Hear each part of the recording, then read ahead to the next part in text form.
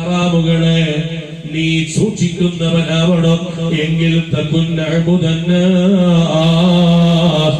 ജനങ്ങളെ കൂട്ടത്തിൽ ഏറ്റവും വലിയ ആബിദായി നിനക്ക് മാറാൻ കഴിയുമെന്ന് നബി സ്വല്ലല്ലാഹു അലൈഹി വസല്ലം പഠിപ്പിക്കുമ്പോ ഒന്ന് ഞാൻ വിശദീകരിക്കട്ടെ എന്റെ പ്രിയപ്പെട്ട സഹോദരങ്ങളെ. ഇന്നിന്റെ യുഗത്തിൽ ഹറാമുകൾക്ക് വിലയില്ലാത്ത കാലമായി മാറിയില്ലേ? ഹറാമുകളെ സൂക്ഷിക്കുന്നിടത്ത് നിസ്സാരവൽക്കരണത്തിന്റെ കാലമായി മാറിയില്ലേ? ഹറാമായ കാര്യമാണെന്ന് പരിശുദ്ധ ഇസ്ലാം പഠിപ്പിച്ച ഓരോ കാര്യങ്ങളും ഇന്ന് നിസ്സാരമായി കാണുന്ന ലോകത്തല്ലേ ജീവിച്ചുകൊണ്ടിരിക്കുന്നത്. ഹറാമുകായ കാര്യങ്ങൾ ചെയ്യുന്നിടത്ത് മുസ്ലിം ഉമ്മത്തിനൊരു മടിയുമില്ലല്ലോ. അത് ഹറാമാണെന്ന് പറയുമ്പോ അതൊരു ഹറാമായ കാര്യമാണോ എന്ന് പോലും പേടിയില്ലാത്ത ഒരു സമുദായമായി നമ്മൾ മാറിയിട്ടുണ്ടല്ലോ. ഉദാഹരണത്തിന് വേണ്ടി ഞാൻ സൂചിപ്പിക്കുകയാണ്. ഈ ഭാഗത്തൊക്കെ ഉണ്ടോ എന്ന് എനിക്കറിയില്ല. ഇന്നാലില്ല, നമ്മുടെ പെൺകുട്ടിക്ക് ഒരു പുതിയാപ്പിളി ഓർപ്പിച്ചാൽ ആ പെണ്ണ് കെട്ടാൻ പോകുന്ന ചെറുപ്പക്കാരനിക്ക് കെട്ടാൻ പോകുന്ന പെൺകുട്ടിയെ കാണുക എന്നുള്ളത് പരിശുദ്ധ ഇസ്ലാം സുന്നത്താക്കിയ കാര്യമാണ്. വിവാഹത്തിന് വേണ്ടി തയ്യാറെടുക്കുന്ന കുടുംബങ്ങൾ തമ്മിൽ സംസാരിച്ച് ഏകദേശം ധാരണയായി എന്ന് കണ്ടു കഴിഞ്ഞാൽ കല്യാണത്തിന് വേണ്ടി ഒരുങ്ങുന്ന ചെറുപ്പക്കാരൻ അവന്റെ ഇണയായി കടന്നു വരേണ്ട പെൺകുട്ടിയുടെ മുഖത്തേക്കും അവരുടെ മുൻകൈയിലേക്കും ഒരു തവണ നോക്കൽ സുന്നത്താണെന്ന് പഠിപ്പിച്ചു പരിശുദ്ധമായ ഇസ്ലാം. ആ സുന്നത്തായ സുന്നത്താകുമ്പോൾ ഇബാദത്തായി മാറുകയാണ്. ആ സുന്നത്തായ ഇബാദത്തിന്റെ മറവിൽ മുസ്ലിം ഉമ്മത്തിൽ നടമാടിക്കൊണ്ടിരിക്കുന്ന ഹറാമായ എത്ര പ്രവണതകളാണെന്ന് ഓരോ ദിവസം കഴിയും തോറും വർദ്ധിച്ചുകൊണ്ടിരിക്കുന്നത്. സുബ്ഹാന ജല്ല ജലാലി അടുത്ത് ഞാൻ ഒരു ദിവസം ഉച്ച സമയം എനിക്ക് പരിചയമുള്ള ഒരു കൂട്ടുകാരനെ കാണാൻ വേണ്ടി പോയതാണ്. പക്ഷേ പോകുന്ന വഴിയോരങ്ങളിൽ ഒരു തിങ്ങി നിറഞ്ഞ ജനക്കൂട്ടത്തെ കണ്ടപ്പോൾ ഞാൻ അല്പസമയം അത് പോകാൻ വേണ്ടി വെയിറ്റ് ചെയ്തു നിന്നു. പക്ഷേ എന്റെ പ്രിയപ്പെട്ട സഹോദരങ്ങളെ, ആ പോകുന്ന സമുദായത്തെ കണ്ടപ്പോൾ അവരുടെ വേഷവിധാനങ്ങളും ശരീരത്തിന്റെ വസ്ത്രധാരണയും കണ്ടപ്പോ ഈ ഉമ്മത്തിൽപ്പെട്ട ജനതയാണെന്ന് ബോധ്യമായി പോയി. ഓരോ ആളുടെ കയ്യിലും വലിയ വലിയ ബുർജ് ഖലീഫ പോലെയുള്ള മിഠായിയുടെ പാതയെ വലിയ വലിയ ഗോപുരങ്ങളാണ്. 10,000 വിലയുള്ള മിഠായിയുടെ ഗോപുരങ്ങള്. അതാ വലിയ വലിയ തറവാട്ടിലേക്ക് അല്ലെങ്കിൽ പാവപ്പെട്ടവന്റെ വീട്ടിലേക്ക്, പണക്കാരന്റെ വീട്ടിലേക്ക് വ്യത്യാസമില്ലാതെ വളരെ ചാതയായിക്കൊണ്ട് ഓരോരുത്തരും ബുർജ് ഖലീഫയും ഖുതുബ് മിനാരും തുടങ്ങി താജ്മഹലും ഇങ്ങനെ ഓരോ വേഷവിധാനങ്ങളും കെട്ടിയിട്ട് പോവുകയാണ്. ഈ അടുത്തൊരു ചെറുപ്പക്കാരൻ വീഡിയോ കാണിച്ചു തന്നത് അതാ ക്രൈൻ ഉപയോഗിച്ചുകൊണ്ട് ആ പെൺകുട്ടിക്ക് കൊടുക്കാനുള്ള അതേ മധുരത്തിന്റെ മിഠായിയുടെ ഗോപുരം തൂക്കിയിട്ട് ആ പെൺകുട്ടിയും ആൺകുട്ടിയും പരസ്പരം കൈപിടിച്ച് കൈമാറുന്ന വീഡിയോ ക്ലിപ്പ് കണ്ടപ്പോ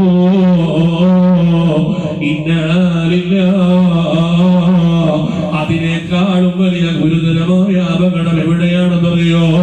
എനിക്കാറ് കഴിഞ്ഞിട്ടില്ല, എന്റെ ഭാര്യയായി ഏൽപ്പിച്ചു കൊടുത്തിട്ടില്ല.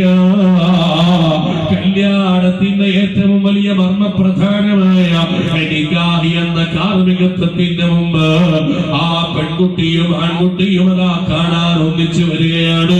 അവർ ഒന്നിച്ച് സ്റ്റേജിൽ കയറിയിരിക്കുകയാണ്. അവർ തമ്മിൽ കെട്ടിപ്പിടിക്കുകയാണ്. അവർ ഫോട്ടോക്ക് പോസ്റ്റ് ചെയ്യുകയാണ്.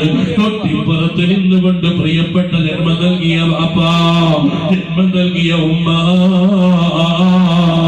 അവർ കെട്ടിപ്പിടിക്കുന്നതും ഫോട്ടോക്ക് പോസ്റ്റ് ചെയ്യുന്നതും അവർ അവിടെ വെച്ചുകൊണ്ട് കാണിക്കുന്ന സർവ്വ പേക്കൂത്തുകളും നോക്കി നിന്നുകൊണ്ട് ചിരിക്കുകയാണ്. ഞാൻ ചോദിക്കട്ടെ എന്റെ പ്രിയപ്പെട്ട സഹോദരങ്ങളെ, കടുത്ത ഹറാമല്ലേ നമ്മൾ ചെയ്തുകൊണ്ടിരിക്കുന്നത്? കടുത്ത നിഷിദ്ധമായ വിഷയമല്ലേ അവിടെ ചെയ്തുകൊണ്ടിരിക്കുന്നത്?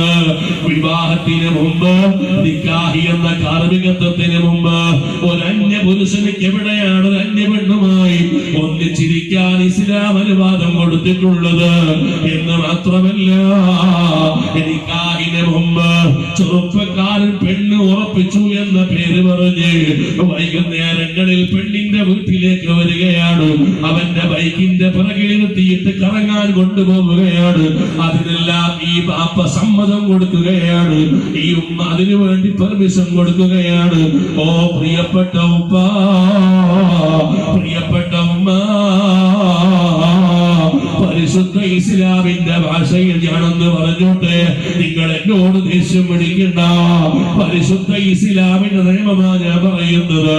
വിവാഹം ചെയ്യാത്ത ആണും പെണ്ണും അവർ പരസ്പരം കാണുന്നത് കടുത്ത വ്യഭിചാരമാ. അവർ കൈപിടിക്കുന്നത് കടുത്ത വ്യഭിചാരമാണ്. അവർ ഒന്നിച്ചിരിക്കുന്നത് കടുത്ത വ്യഭിചാരമാണ്.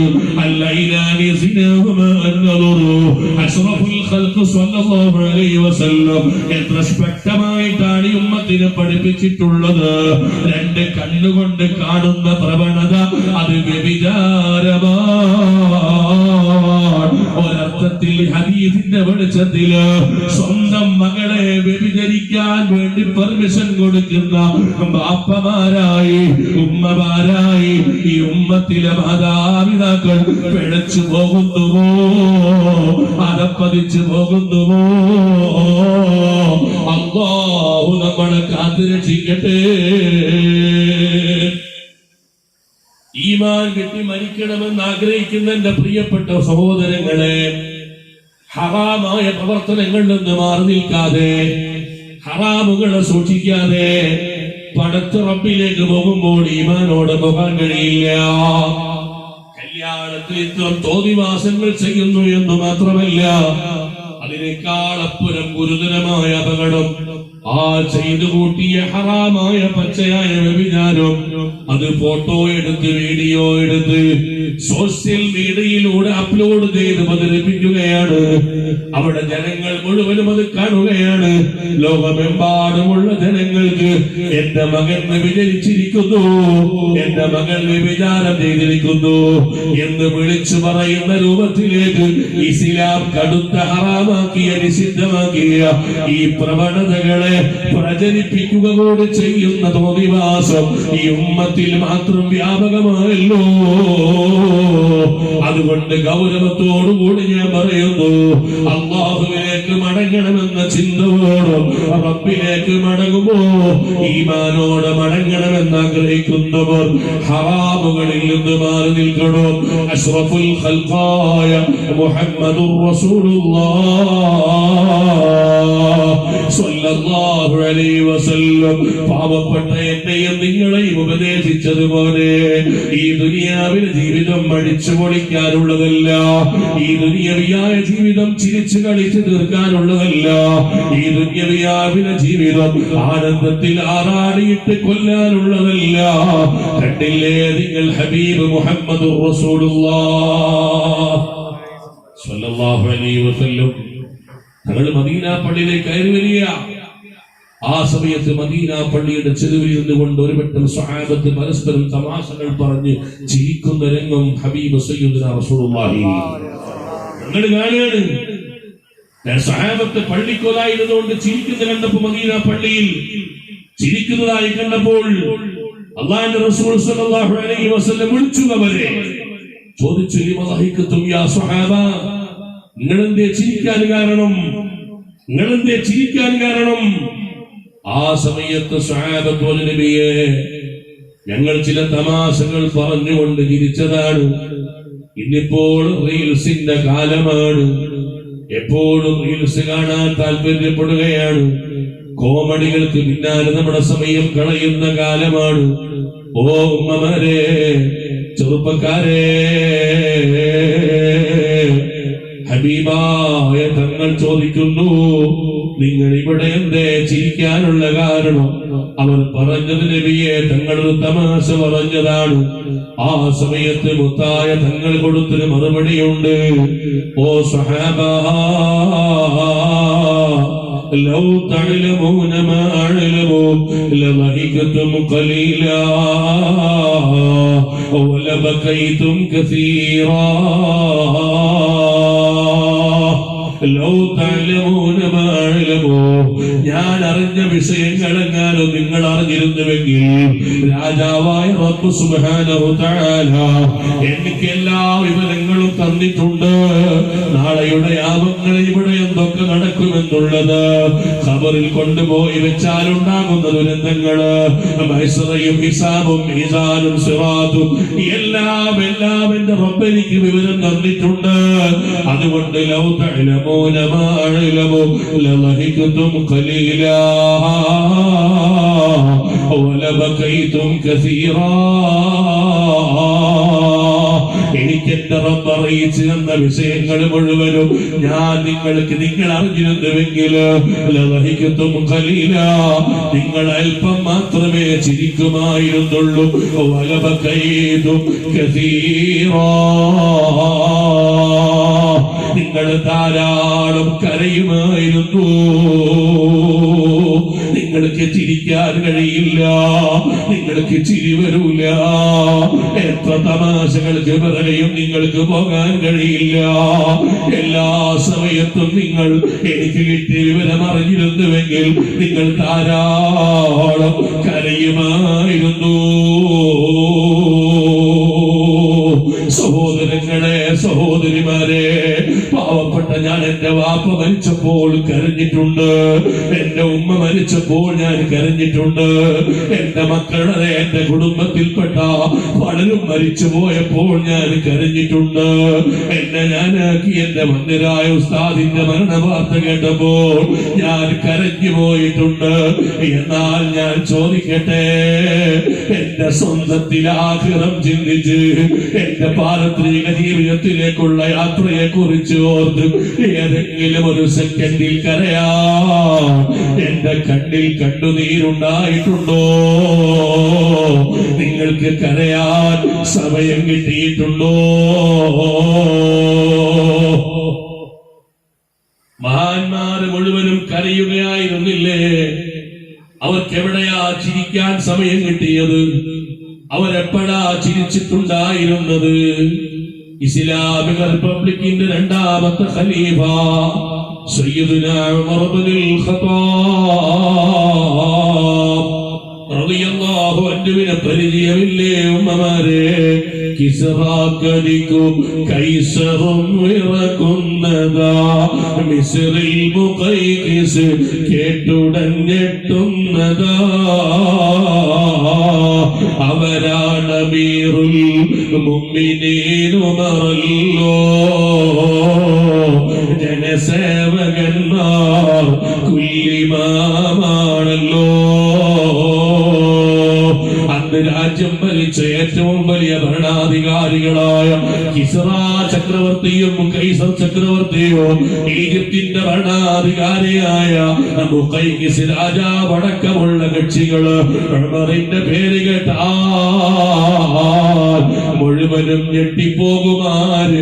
അത്രയും വലിയ മഹത്വമുള്ള മഹാനായ ഉമർ ഇബ്നുൽ ഖത്താബ് റളിയല്ലാഹു അൻഹുവിനെ മയ്യത്ത് കുളിപ്പിക്കാൻ വേണ്ടി കിടത്തിയപ്പോ അവിടുത്തെ രണ്ട് കവിൾത്തടങ്ങളിൽ വലിയ കുഴി കാണുകയാ.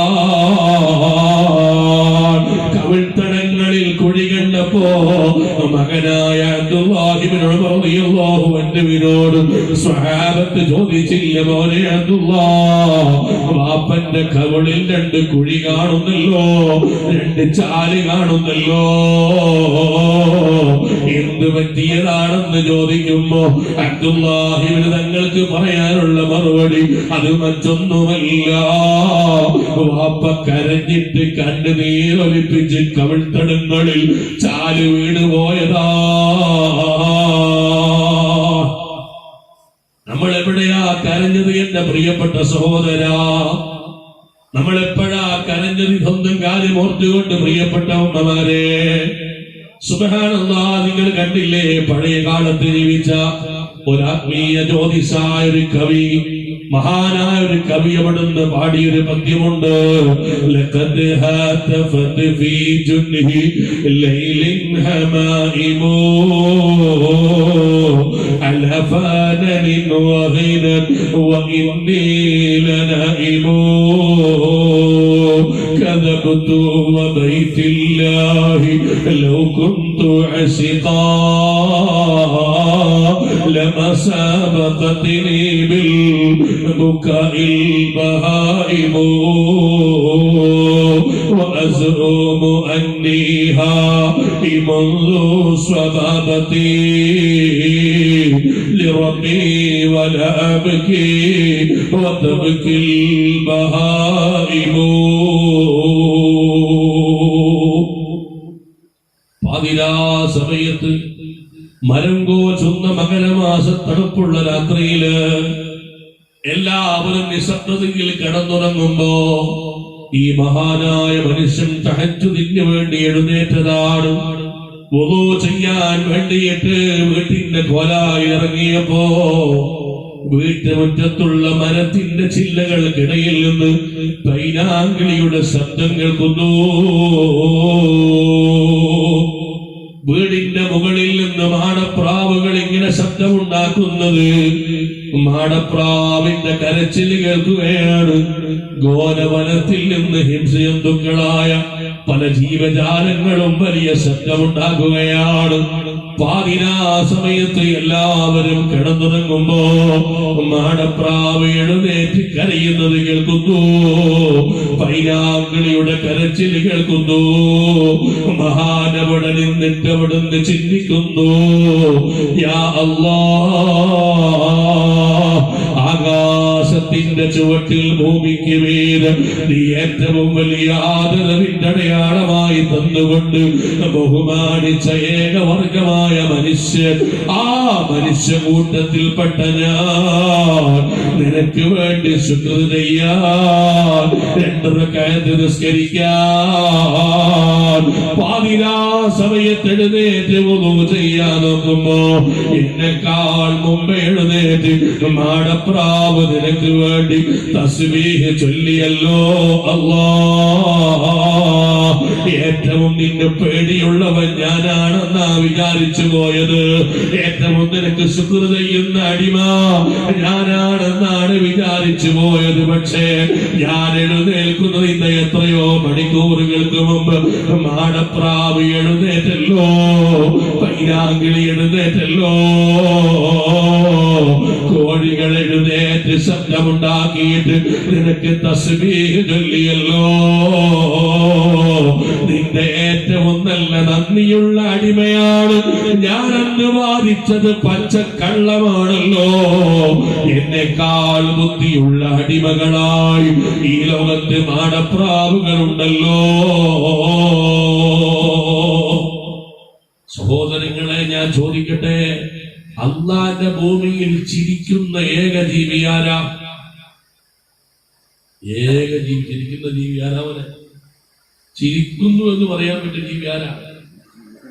നമ്മുടെ വീട്ടിൽ പോറ്റുന്ന ആട് ഇതുവരെ ചിരിച്ചിട്ടില്ല. ഉണ്ടോ? ആട് ചിരിക്കുന്നവരാണ്? ഇല്ല, ആട് ചിരിക്കാറില്ല, പൂച്ച ചിരിക്കാറില്ല. നമ്മുടെ വീട്ടിൽ കാണുന്ന പോത്ത് ഇന്ന് വരെ ചിരിച്ചിട്ടില്ല. പശുക്കൾ ചിരിക്കാറില്ല. പിന്നെ പശു ശബ്ദമുണ്ടാക്കി നമ്മൾ എന്താ പറയാ? പശു കരയുന്നു എന്നാ പറയാ. ആട് ശബ്ദമുണ്ടാക്കിയാൽ ആട് കരയുന്നു എന്നാ പറയാ. പൂച്ചയുടെ ശബ്ദം കേട്ടാൽ നമ്മൾ പറയുന്ന വാക്ക് പൂച്ച കരയുന്നു എന്നാണ്. പൂച്ച ചിരിക്കുന്നു എന്ന് നമ്മൾ പറയാറില്ല. അള്ളാന്റെ ഭൂമിയിൽ ചിരിക്കുന്ന ഏക ജീവി ബുദ്ധിയില്ലാത്ത ഇരുകാലി മൃഗമെന്ന് വിശ്വസിപ്പിക്കുന്ന ഞാനും നിങ്ങളുമാണ്. എന്തുകൊണ്ട് നമുക്ക് അള്ളാഹുവിനെ മനസ്സിലാക്കാൻ കഴിഞ്ഞിട്ടില്ല? അള്ളാഹുവിന്റെ അജായിബുകൾ മനസ്സിലാക്കിയിട്ടില്ല. അതല്ലേ മഹാനായ അഷ്റഫുൽ ഖൽഖ് മുഹമ്മദുർ റസൂലുള്ളാഹി സ്വല്ലല്ലാഹു അലൈഹി വസല്ലം തങ്ങൾ പറഞ്ഞത്, ഒരു മനുഷ്യന്റെ ജനാസ ഖബറടക്കിയിട്ട് ആ ഖബറടക്കിയ ഖബർസ്ഥാനിൽ നിന്ന് മനുഷ്യന്മാർ മുഴുവനും പുറത്തേക്ക് നടന്നു വരുമ്പോൾ ഖബറിന്റെ ഉള്ളിൽ കിടക്കുന്ന അപശബ്ദങ്ങൾ മുഴുവനും 4 കാലി മൃഗങ്ങൾ കേൾക്കുന്നു. ഖബറിന്റെ ഉള്ളിൽ നടക്കുന്ന സംഭവ വികാസങ്ങൾ അറിയുന്നത് നമ്മുടെ വീട്ടിലുള്ള പശുക്കൾക്ക് വിവരം കിട്ടുകയാണ്. ആടുകൾക്ക് വിവരം കിട്ടുകയാണ്. അത് കിട്ടിയ ജീവിജാലങ്ങളായ പശുക്കൾക്ക് കരയാൻ മനസ്സ് വരുന്നില്ല, ആടുകൾക്ക് കരയാൻ മനസ്സില്ല. ബുദ്ധിയുണ്ട്, വിവരമുണ്ട്, തന്റെ ഇടമുണ്ട്, അറിവുണ്ട്, എല്ലാം ഉണ്ടെന്ന് അഹങ്കരിക്കുന്ന മനുഷ്യ, നീ മാത്രം എന്തേ കരയാത്തത്? നീ മാത്രം എന്തേ ചിരിക്കുന്നത്? നമുക്ക് ചിരിക്കാൻ എന്തേ അവകാശമുള്ളത്? ചോദിക്കട്ടെ എന്റെ പ്രിയപ്പെട്ട ഉമ്മ, ഖാലിഖായ റബ്ബ് എനിക്കും നിങ്ങൾക്കും തന്നതുപോലെ മറ്റൊരു ജീവികൾക്കും അല്ലാഹ് അനുഗ്രഹം കൊടുത്തിട്ടില്ലല്ലോ. പോത്തുകൾക്ക് എന്നെ പോലെ അനുഗ്രഹം അല്ലാഹ് കൊടുത്തിട്ടില്ല. മറ്റുള്ള ജീവജാലങ്ങൾക്ക് എനിക്കും നിങ്ങൾക്കും തന്നതുപോലെ അല്ലാഹു അനുഗ്രഹം നൽകിയിട്ടില്ല. ആ റബ്ബിന്റെ അനുഗ്രഹങ്ങളെ മനസ്സിലാക്കിയിട്ട് ഖാലിഖായ റബ്ബിനെ ഓർമ്മിച്ചിട്ട് ഏതെങ്കിലും ഒരു പാതിരാത്രിയിൽ എഴുന്നേറ്റ് തഹജ്ജുദിന്റെ 2 റക്അത്ത് നിസ്കരിച്ചിട്ട് ആ റബ്ബിന്റെ മുമ്പിൽ വെച്ച് കണ്ണുനീരൊലിപ്പിക്കാൻ മനുഷ്യ നിനക്ക് സമയം കിട്ടിയിട്ടില്ലെങ്കിൽ നിനക്ക് എവിടെയാ ഈമാനോടെ ഭരിക്കാൻ കഴിയുന്നത്? ഹബീബായ തങ്ങൾ പറഞ്ഞില്ലേ, നാളെ മഹ്ശറയിൽ ഹാജരാക്കപ്പെടുമ്പോ ഒരു ചാർമീത കത്തിച്ചൊലിക്കുന്ന സൂര്യന്റെ ചുവട്ടിലാ കുറേ മനുഷ്യന്മാരെ മുഴുവനും കൊണ്ടുപോയി നിർത്തുന്നത്. ഇന്ന് വൈകുന്നേരം പെയ്ത മഴയാണ് നമ്മളെ ഇവിടെ ഇരുത്താൻ ആശ്വാസമായി കണ്ടെത്തിയതെങ്കിൽ കിലോമീറ്ററുകൾക്ക് അപ്പുറമുള്ള സൂര്യന്റെ താപമേറ്റുകൊണ്ട് ചൂട് സഹിക്കാൻ കഴിയാതെ AC പോലും നമുക്ക് വഴങ്ങുന്നില്ലെന്ന് വിളിച്ചു പറയുന്ന ഓ മനുഷ്യ, ഫീ യൗമിൻ കാന മിഖ്ദാറുഹു 50,000 സന. ഇത് പറഞ്ഞത് ഏതെങ്കിലും മലയാള മനോരമയല്ല, ഏതെങ്കിലും മാധ്യമത്തിന്റെ പത്രങ്ങളല്ല, ഏതെങ്കിലും നോവലിസ്റ്റുകൾ എഴുതി വെച്ച കെട്ടുകഥകളല്ല. അല്ലാഹുവിന്റെ കലാമായ ഖുർആനാ പറഞ്ഞത്. ആ ഖുർആൻ ഇതുവരെ പറഞ്ഞത് തെറ്റിപ്പോയിട്ടില്ല. ആ ഖുർആനിൽ ഒരു വാചകം പോലും കളവായിട്ടില്ല. ആ ഖുർആനിൽ അല്ലാഹ് പറയുന്നത്, മനുഷ്യ നിന്നെ അല്ലാഹു നിർത്തുന്നൊരിടമുണ്ട്. ഫീ യൗമിൻ കാന മിഖ്ദാറുഹു 50,000 സന. 50,000 കൊല്ലത്തെ ദൈർഘ്യമാണ് അവിടുത്തെ ഒരു ദിവസത്തിന്റെ ദൈർഘ്യമെന്ന് പറഞ്ഞത് പരിശുദ്ധ ഖുർആനിൽ. ഖാലല്ലാഹു അസ്സ വജൽ. അവിടെയാണ് നമ്മൾ നിൽക്കാൻ വേണ്ടി പോകുന്നത്. നമ്മൾ ചിന്തിച്ചു നോക്കിയിട്ടുണ്ടോ?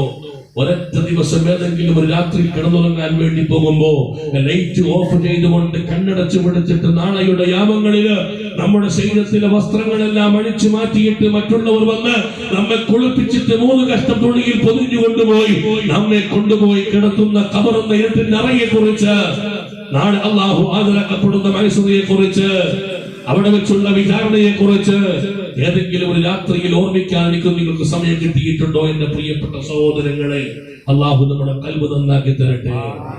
ആ നിലക്ക് അല്ലാഹുവിന്റെ കോടതിയിൽ ഹാജരാക്കപ്പെടുമ്പോൾ 7 വിഭാഗം ജനങ്ങൾക്ക് അല്ലാഹുവിന്റെ പ്രത്യേകമായ ആനുകൂല്യങ്ങൾ കൊടുക്കുമെന്ന് മുഹമ്മദ് റസൂലുള്ളാഹി. വമൻ ദക്കറ റബ്ബൽ മുഹൈമീന ഖാലിയാ ففاضت عيناه خوف نكاله. ആ ചൂടാകുന്ന സൂര്യന്റെ താപമേറ്റുകൊണ്ട് വിയർപ്പിൽ മുങ്ങി കുളിക്കുന്ന സമയത്ത് അല്ലാഹുവിന്റെ പ്രത്യേകമായ എയർ കണ്ടീഷൻ ലഭിക്കുന്ന 7 വിഭാഗങ്ങളിൽ ഒരു വിഭാഗമായി ഹബീബായ തങ്ങൾ എണ്ണിയത് അല്ലാഹുവിനെ ഓർമ്മിച്ചുകൊണ്ട് കണ്ണുനീരൊലിപ്പിച്ച ഏതെങ്കിലും ഒരു വ്യക്തിയുണ്ടോ? വമൻ ദക്കറ റബ്ബൽ മുഹൈമീന ഖാലിയാ ففاضت عيناه خوفا كهالي. കണ്ണുനീരൊലിപ്പിക്കാൻ നമുക്ക് സാധിക്കണം. അല്ലാഹു നമ്മെ അനുഗ്രഹിക്കുമാറാകട്ടെ. അവിടെ നമുക്ക് അല്ലാഹു വിജയം നൽകുമാറാകട്ടെ. കണ്ടില്ലേ, നിങ്ങൾ അറിയാവുന്ന ബീബി ആയിഷ റളിയല്ലാഹു അൻഹ, ആയിഷ റളിയല്ലാഹു അൻഹ ഒരു ദിവസം ഇങ്ങനെ കരയാണ്. ആ കരയുന്ന കരച്ചിൽ കണ്ടപ്പോൾ ഭർത്താവായ മുഹമ്മദ് റസൂലുള്ളാഹി തങ്ങൾ വന്നു ചോദിച്ചു, ഇവ ബക്കീത യാ ആയിഷ, എന്താ ആയിഷു നീ കരയുന്നത്? സുബ്ഹാനല്ലാഹ്, മുത്തുനബിയും ആയിഷാബിയുള്ള ജീവിതം വല്ലാത്ത അത്ഭുതങ്ങളുടെ ജീവിതമാണ്. അവർ തമ്മിൽ പരസ്പരം സ്നേഹിച്ച സ്നേഹത്തിന്റെ വഴികളിലൂടെ സഞ്ചരിച്ചു നോക്കിയാൽ ഒരു അസൂയാവഹമായ ജീവിതമാണ് ഭാര്യ ഭർത്താക്കന്മാർ എന്ന രൂപത്തിൽ സയ്യിദുനാ മുഹമ്മദ് റസൂലുള്ളാഹി തങ്ങളും ആയിഷ ഉമ്മയും ജീവിച്ചിട്ടുണ്ടായിരുന്നത്. ഒറ്റ ഉദാഹരണം ഞാൻ പറയാം. ആയിഷാബിയും മുസ്ലിമുള്ള സ്നേഹബന്ധത്തിന്റെ കാരണം മനസ്സിലാക്കാൻ വേണ്ടി. നമുക്കൊന്നും അങ്ങനെ സ്നേഹിക്കാൻ കഴിയില്ല ഭാര്യമാരെയൊന്നും. ഹബീബായ തങ്ങൾ ദിവസം കടന്നു വരുമ്പോ ഈ ആയിഷ റളിയല്ലാഹു അൻഹ ഒരു ഗ്ലാസിൽ പാല് കുടിച്ചുകൊണ്ടിരിക്കുകയാണ്. അള്ളാഹുവിന്റെ ഹബീബ് കയറി വന്ന് കണ്ടപ്പോൾ ചോദിച്ചു, ആയിഷ തേച്ച് കുടിക്കല്ല, കുറച്ച് ഭാഗം എനിക്ക് തരണം. ഗ്ലാസ്സിലുള്ള പാല് ഫുള്ളായി കുടിക്കല്ല, കുറച്ചെനിക്ക് തരണം എന്ന് പറഞ്ഞപ്പോൾ ബീബി ആയിഷ റളിയല്ലാഹു അൻഹ തന്റെ കയ്യിലുള്ള പാൽ കുപ്പി ഗ്ലാസ് ഹബീബ് സ്വല്ലല്ലാഹു അലൈഹി വസല്ലം കയ്യിൽ കൊടുത്തു. കൊടുത്ത ഉടനെ അള്ളാഹുവിന്റെ റസൂൽ സ്വല്ലല്ലാഹു അലൈഹി വസല്ലം ആ ഗ്ലാസ് ഇങ്ങനെ വാങ്ങിയിട്ട് അതിങ്ങനെ കറക്കാൻ തുടങ്ങി. കുറച്ച് സമയം ഇങ്ങനെ കറക്കി. എന്നിട്ടാണ് ഹബീബ് സ്വല്ലല്ലാഹു അലൈഹി വസല്ലം ആ പാല് കുടിച്ചത്. ചോദിച്ചു, ആയിഷ ഉമ്മ നബിയെ, എന്തേ പറ്റിയത്? കാല് ഗ്ലാസ് വന്നിട്ട് ആ പാല് പെട്ടെന്ന് കുടിക്കാതെ ഗ്ലാസ് തിരിച്ചു കുടിക്കാൻ എന്തേ കാരണം? അപ്പോഴാണ് ഹബീബ് സ്വല്ലല്ലാഹു അലൈഹി വസല്ലം പറഞ്ഞത്, ആയിഷ, ഞാൻ അന്വേഷിക്കുകയായിരുന്നു ഈ ഗ്ലാസിന്റെ ഏത് അറ്റത്താണ് എന്റെ ആയിഷുവിന്റെ ചുണ്ട് പറ്റിയത് എന്ന്. ആ ചുണ്ട് പറ്റിയിരിക്കുന്ന സ്ഥലത്ത് എന്റെ ചുണ്ട് വെച്ച് കുടിക്കാനാണ് ഞാൻ പാലിന്റെ ഗ്ലാസ് കറക്കിയത് എന്ന് മുഹമ്മദ് റസൂലുള്ളാഹി. അത്രയും സ്നേഹത്തിലാവ് കഴിഞ്ഞത്. ആ സ്നേഹവാത്സല്യത്തിലാണ് ഹബീബ് സ്വല്ലല്ലാഹു അലൈഹി വസല്ലം കയറി വരുമ്പോൾ ആയിഷ ഉമ്മ കരയുന്നത് കാണുന്നു. ചോദിച്ചു, ഇവ ബക്കൈതി യാ ആയിഷ, എന്താ മോളെ ആയിഷ കരയാൻ കാരണം? ആ സമയത്ത് ആയിഷ ബീവി റളിയല്ലാഹു അൻഹ പറയുന്നു, നബിയേ, അങ്ങ് വഫാത്താകുമെന്ന് ഖുർആനിലുണ്ടല്ലോ, ഞാനും മരിക്കുമെന്നുള്ളത് ഉറപ്പാണല്ലോ. അങ്ങ് വഫാത്തായാൽ അവിടത്തേക്ക് വലിയ സ്ഥാനം അല്ലാഹു തരുമല്ലോ. മഖാമ മഹ്മൂദ് എന്ന് പറയുന്ന വലിയ സ്ഥാനം, വസീല ഫളീല എന്ന് പറയുന്ന മഹത്തായ സ്ഥാനം അങ്ങേക്ക് അല്ലാഹു നൽകിയിട്ടുണ്ടല്ലോ. നാളെ മഹ്ശറയിലെത്തിയാൽ പാവപ്പെട്ട ഭാര്യയാകുന്ന ഈ ആയിഷയെ അവിടുന്ന് ഓർമ്മിക്കുമോ നബിയേ? തങ്ങളങ്ങ് മരിച്ച് അങ്ങോട്ട് എത്തിയിട്ട് വലിയ സ്ഥാനത്തേക്ക് എത്തിയാൽ ഇപ്പൊ പാലുടിക്കുമ്പോ എന്നെ കുടിച്ച വാക്ക് നോക്കിയിട്ട് കുടിക്കുന്നുണ്ട്. ഈ സ്നേഹം ഇവിടെ മാത്രം പോരാ, അവിടെ ഉണ്ടാവുമോ നബിയെ? ഈ ആയിഷയെ അവിടുന്ന് ഓർമ്മിക്കുവോ നബിയെ? മറക്കുവോ? ആ സമയത്ത് റഹ്മത്തുൽ ലിൽ ആലമീൻ മുഹമ്മദുർ റസൂലുള്ളാഹി തങ്ങൾ പറഞ്ഞൊരു വാക്കുണ്ട്, എന്റെ പ്രിയപ്പെട്ട ഉമ്മമാരെ, സഹോദരങ്ങളെ. എന്താ ഹബീബ് തങ്ങൾ പറഞ്ഞ വാക്കെന്നറിയോ? സലാസത്തു മബാതിന ലാ യദ്കുറു അഹദുൻ അഹദാ. നാളെ മഹ്ശറയിൽ 3 ഘട്ടം വരാനുണ്ട്, 3 സ്ഥലങ്ങൾ വരാനുണ്ട് എന്റെ പ്രിയപ്പെട്ടവരെ. ആ 3 സ്ഥലങ്ങളിൽ ലാ യദ്കുറു അഹദുൻ അഹദാ,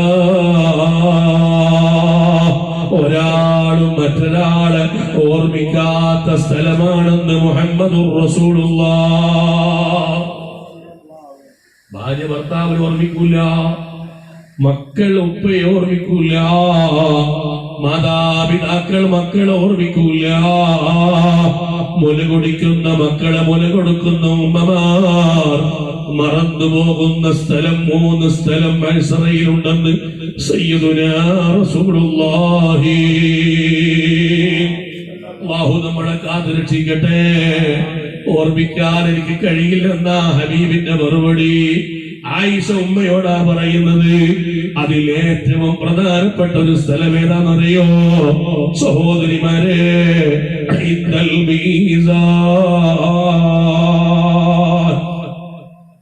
എല്ലാ മനുഷ്യന്മാരുടെയും നന്മയും തിന്മയും തൂക്കുന്ന ഒരു സമയമുണ്ട്. ഖുർആനിൽ അല്ലാഹു പറഞ്ഞു ഫഅമ്മാ മൻ സഖലത് മവാസിനുഹു ഫഹുവ ഫീ ഐശത്തിർ റാദിയ വഅമ്മാ മൻ ഖഫ്ഫത് മവാസിനുഹു ഫഉമ്മുഹു ഹാവിയ. ആ സമയത്ത് നന്മയുടെ തുലാസ് വല്ലവന്റെയും ഭാരമുള്ളതായി മാറിയാൽ അല്ലാഹു നമ്മളൊക്കെ ആ നിലയിൽ ഉൾപ്പെടുത്തുമാറാകട്ടെ. അമീൻ കൊണ്ട് മാത്രം കാര്യമായില്ല. പ്രവർത്തന ഗോതയിൽ ആലോചനയിൽ ചെറിയ മാറ്റം വരുത്തണേ എന്റെ പ്രിയപ്പെട്ടവരെ.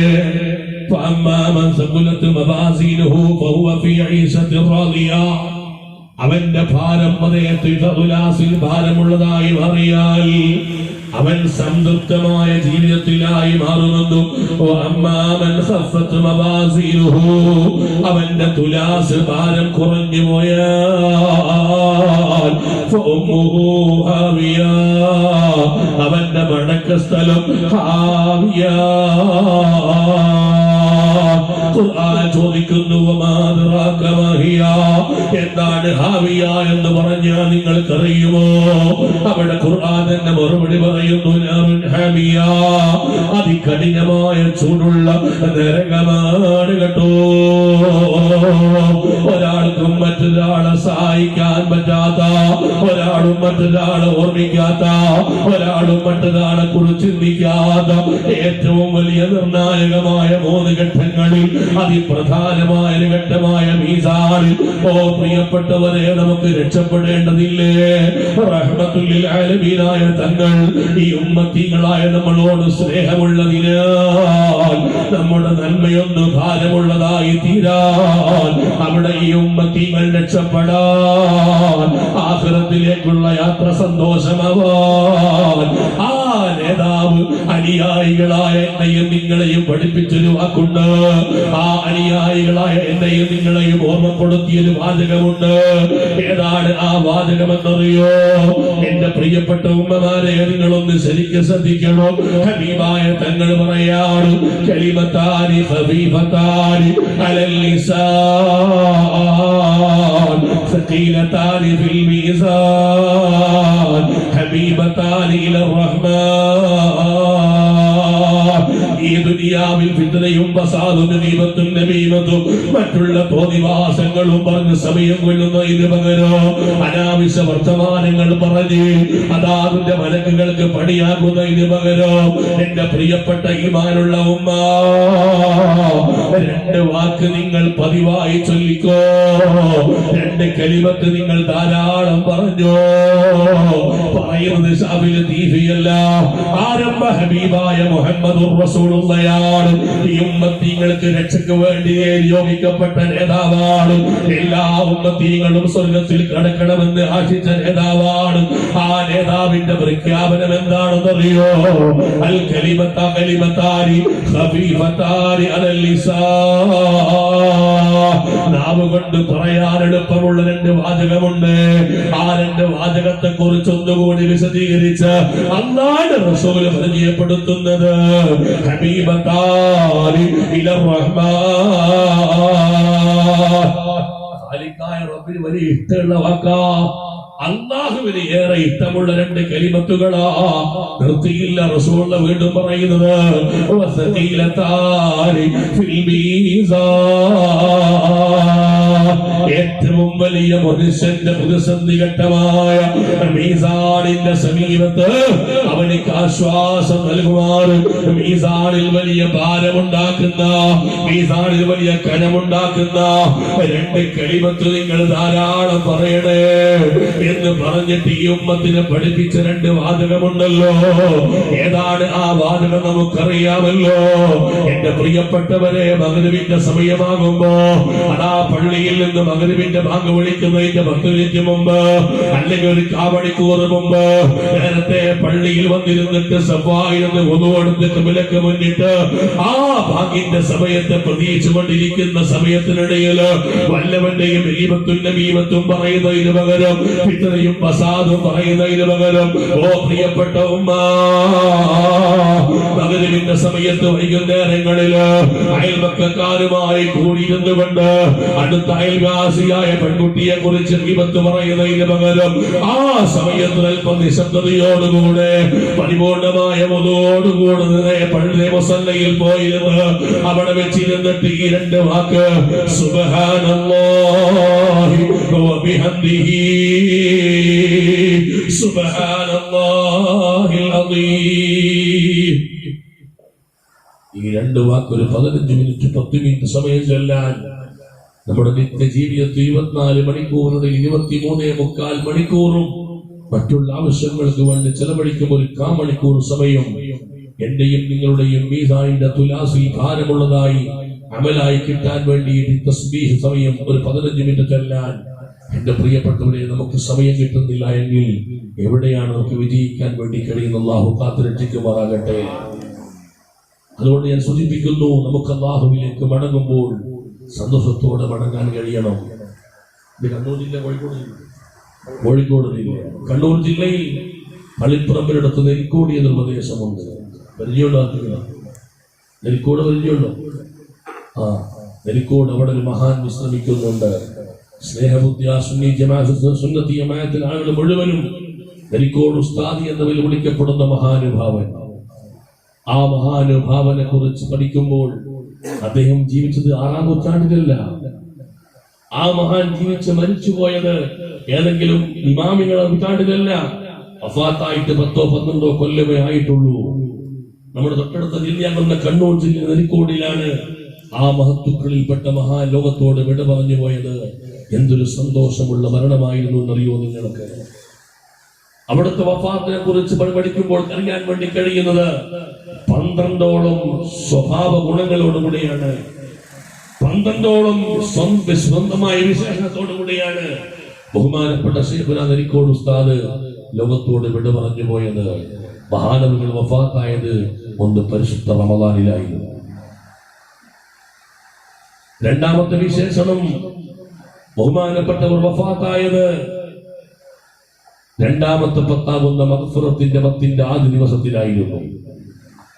മൂന്നാമത്തെ വിശേഷണം, അവിടുന്ന് വഫാത്തായത് വ്യാഴാഴ്ച ദിവസമായിരുന്നു. നാലാമത്തെ വിശേഷണം, അവിടുന്ന് വഫാത്താകുമ്പോൾ നോമ്പുകാരനായിരുന്നു. അഞ്ചാമത്തെ വിശേഷണം, അവിടുന്ന് വഫാത്താകുമ്പോൾ വുദൂഓടുകൂടിയായിരുന്നു. ആറാമത്തെ വിശേഷണം, അവിടുന്ന് വഫാത്തായത് പള്ളിയിലായിരുന്നു. ഏഴാമത്തെ വിശേഷണം, അവിടുന്ന് വഫാത്തായത് ജലാലിയ റാത്തീബിന്റെ സദസ്സിലായിരുന്നു. എട്ടാമത്തെ വിശേഷണം, മരണത്തെ കുറിച്ച് ഓർമ്മിക്കുന്ന ദിക്ർ ചൊല്ലുമ്പോഴാണ് മഹാനവറുകൾ വഫാത്തായത് എന്നുള്ളതാണ്. ഒൻപതാമത്തെ വിശേഷണം, തന്റെ സ്നേഹിക്കപ്പെടുന്ന മുരീദന്മാർ മാത്രമുള്ള സമയത്ത് ആയിരുന്നു എന്നുള്ളതാണ്. ഇങ്ങനെ 12ഓളം വിശേഷണങ്ങളോടുകൂടെയാണ് ബഹുമാനപ്പെട്ട ശൈഖുനാ നെല്ലിക്കോട് ഉസ്താദ് ഈ ലോകത്തോട് വിട പറഞ്ഞു പോയത്. നമ്മുടെ മരണം ഇവിടെ വെച്ച്, നമ്മുടെ മരണം എങ്ങനെ അല്ലാഹു കാത്തുരക്ഷിക്കുമാറാകട്ടെ. ഒരിറ്റ് ദാഹജലം പോലും തീർക്കാൻ കഴിയാതെ വിശന്ന് വലഞ്ഞുകൊണ്ട് നാവിട്ടടിച്ചുകൊണ്ട് ഏതെങ്കിലും ആശുപത്രികൾ കിടക്കയിൽ കിടന്ന് വെന്റിലേറ്ററിലോ മറ്റോ കിടന്ന് മരിക്കേണ്ടി വന്നുപോയാൽ റബ്ബേ നീ ഞങ്ങളെ കാക്കണം റഹ്മാനെ. ഈമാനോടുള്ള മരണം ഞങ്ങൾ തരണം റഹ്മാനെ. ശൈഖുനാ നെല്ലിക്കോട് ഉസ്താദിന് സന്തോഷത്തോടുകൂടെയുള്ള ആനന്ദകരമായ ആ അന്ത്യയാത്ര സമ്മാനിക്കാൻ കാരണം മഹാനവറുകൾ ഓർമ്മ വെച്ച കാലം മുതൽ അവിടുത്തെ പള്ളിയിലെ ഖാദിമായി സേവനത്തിലായിരുന്നു. ഏത് സമയവും ശൈഖുനാ ഉസ്താദിനെ കാണാൻ വേണ്ടി ഏതൊരാള് പോയാലും അവിടുത്തെ കയ്യിലുള്ള തസ്ബീഹ് മാലകൾക്ക് വിശ്രമമുണ്ടായിരുന്നില്ല. ഒരു ദിവസം ഞാൻ എന്തോ ഒരു സങ്കീർണമായ പ്രശ്നമുണ്ടായപ്പോ തൊട്ടടുത്ത മഹല്ലത്തിൽ ഖതീബായി ഞാൻ സേവനം ചെയ്യുന്ന കാലമാണ്. ഉസ്താദിന്റെ അടുത്ത് പോയി സങ്കടം പറയാമെന്ന് കരുതിയിട്ട് പാതിരാ സമയത്ത് ഉസ്താദിന്റെ വീട്ടുപടിക്കൽ പോയി നോക്കുമ്പോ പാതിരാ സമയത്ത് ഉസ്താദിന്റെ റൂമിന്റെ ഉള്ളിൽ വെളിച്ചം കത്തുന്നു. ജനാലക്കരികിൽ പോയി നോക്കിയപ്പോൾ കാണുന്നത് താഴ്മയോടുകൂടെ ഇരുന്ന് ഉസ്താദ് അവറുകൾ പരിശുദ്ധമായ കലാമാകുന്ന ഖുർആൻ പാതിരാ സമയത്ത് ഓതിക്കൊണ്ടിരിക്കുന്നു. ഖുർആൻ ഓതാൻ അവർക്ക് സമയമുണ്ടായിരുന്നു, ദിക്ർ ഹൽഖയിൽ പങ്കെടുക്കാൻ സമയമുണ്ടായിരുന്നു, അല്ലാഹുവിന്റെ ദിക്റിലായി അവർ സമയം ചെലവഴിച്ചിരുന്നു.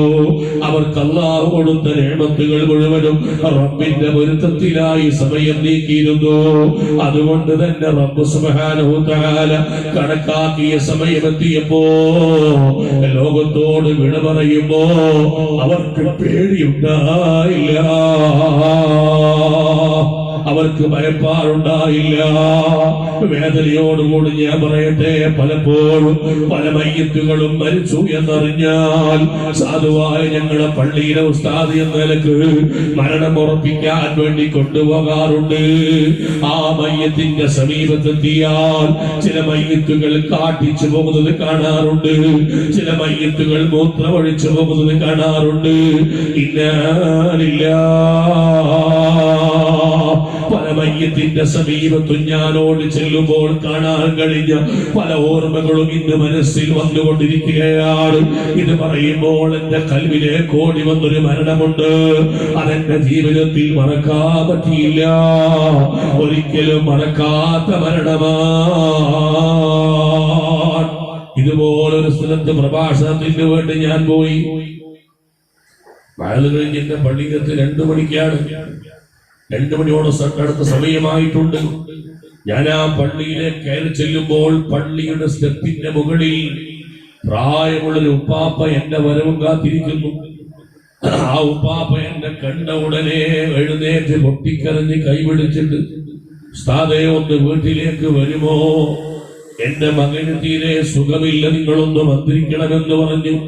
നട്ടപ്പാതിരാക്ക് പ്രായമുള്ളൊരു ഉപ്പാപ്പ വന്ന് വിളിച്ചപ്പോൾ പോകാതിരിക്കാൻ പറ്റുമോ? യാത്രാ ക്ഷീണം വകവെക്കാതെ ഉപ്പാപ്പയുടെ കൂടെ വീട്ടിലേക്ക് ഞാൻ പോയത് ഇന്നും എന്റെ കൺമുമ്പിൽ ചിത്രം പോലെ കാണുകയാണ്. ആ വീട്ടിലെത്തിയപ്പോൾ ഒരു മൂലയിൽ കിടന്ന് ഉമ്മ കരയുന്നുണ്ട്. ആ വീട്ടിലുള്ള ചെറുപ്പക്കാരനായ അദ്ദേഹത്തിന്റെ മൂത്ത പുത്രൻ ഒരു മൂലയിലിരിക്കുന്നുണ്ട്. ചോദിച്ചു, ആർക്കാണ് സുഖമില്ലാത്തത്? ചെന്നപ്പോൾ ഏകദേശം 21 വയസ്സ് മാത്രം പ്രായമുള്ള ഒരു ചെറുപ്പക്കാരന്റെ ദയനീയമായ രംഗമാണ് എന്നെ കാണിച്ചു തരുന്നത്. കട്ടിലിൽ എന്നെ കൊണ്ടുപോയിരുത്തിയപ്പോൾ ഞാൻ ആ യുവാവിന്റെ മുഖത്തേക്ക് നോക്കിയപ്പോൾ കാണുന്ന കാഴ്ച, ആ യുവാവിന്റെ വായിൽ നിന്ന് വെളുത്ത നുരയും പതയും പുറത്തേക്ക് വന്നുകൊണ്ടിരിക്കുന്നു. കൈകാലുകൾ ഇട്ടടിക്കുന്നതായി കാണുന്നു. ഒരൽപ്പസമയം ഞാൻ അവിടെ ഇരുന്നപ്പോൾ പിന്നെ നിശബ്ദമായി, പിന്നൊരു ചലനവും കാണുന്നില്ല.